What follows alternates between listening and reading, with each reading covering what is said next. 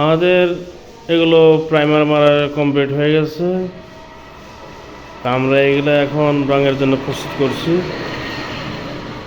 যারা যারা অর্ডার করেছেন তাদের মাল ইনশাল্লাহ 2-1 মধ্যে চলে যাবে। যারা অর্ডার করেন নাই তার স্ক্রিনে নাম্বারে যোগাযোগ করে আমাদের সাথে অর্ডার কনফার্ম করতে পারেন।